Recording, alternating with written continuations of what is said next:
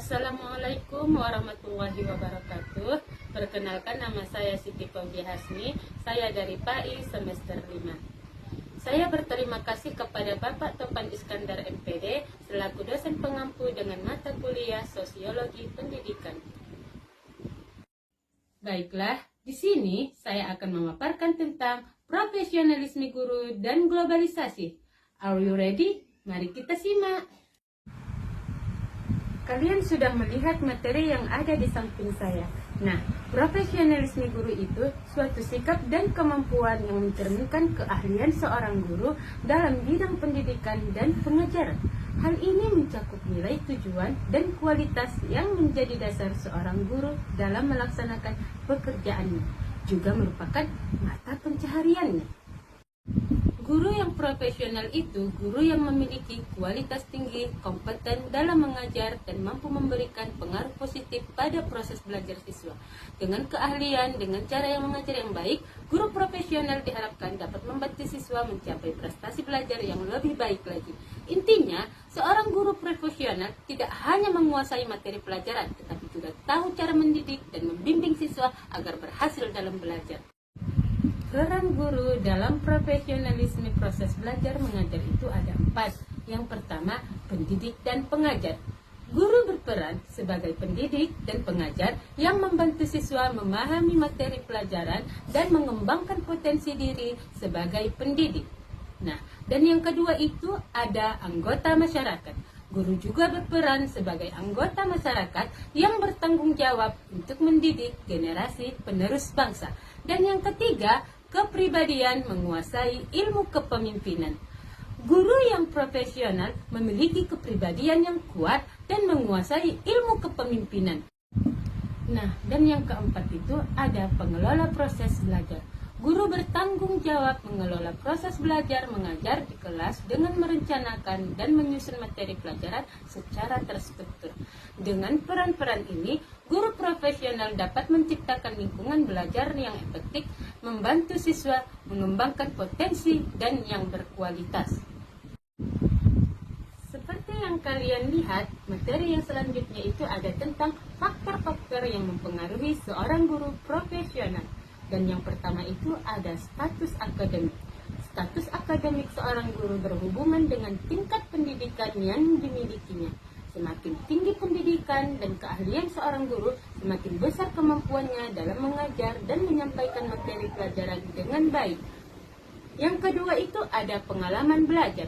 Pengalaman belajar atau pengalaman mengajar seorang guru sangat berpengaruh terhadap profesionalismenya guru yang telah lama mengajar dan akan memiliki banyak pengalaman dalam menghadapi berbagai situasi di kelas, memahami kebutuhan siswa, serta mengetahui metode apa yang akan dia lakukan pada siswa tersebut.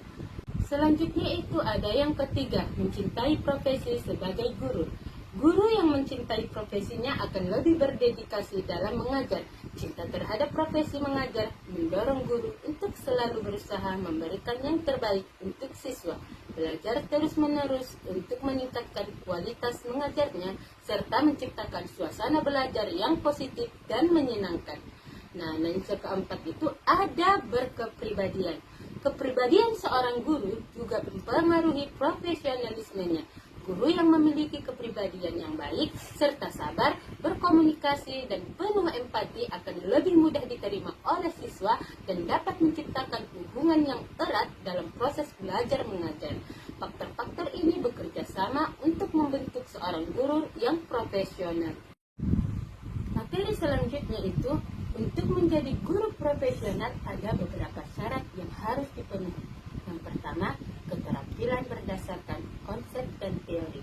Guru harus memiliki keterampilan yang didasarkan pada pemahaman konsep dan teori yang mendalam tentang ilmu pengetahuan dengan cara mengajar. Dan yang kedua itu ada keahlian di bidang tertentu. Guru perlu menguasai bidang yang diajarkan dengan baik seperti matematika, bahasa, atau ilmu yang lainnya agar dapat mengajar dengan efektif. Dan yang ketiga, pendidikan keguruan yang memadai. Guru harus memiliki pendidikan formal yang cukup di bidang pendidikan agar memiliki pengetahuan dasar tentang cara mengajar dan psikologi siswa.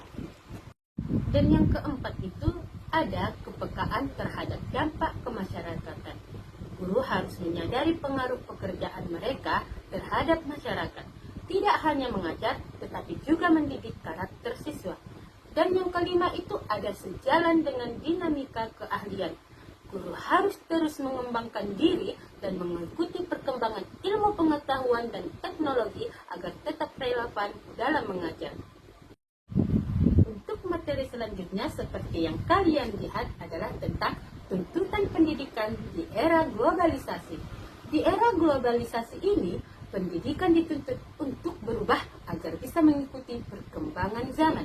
Globalisasi membawa arus perubahan yang sangat cepat, baik dalam bidang sains, teknologi, maupun budaya.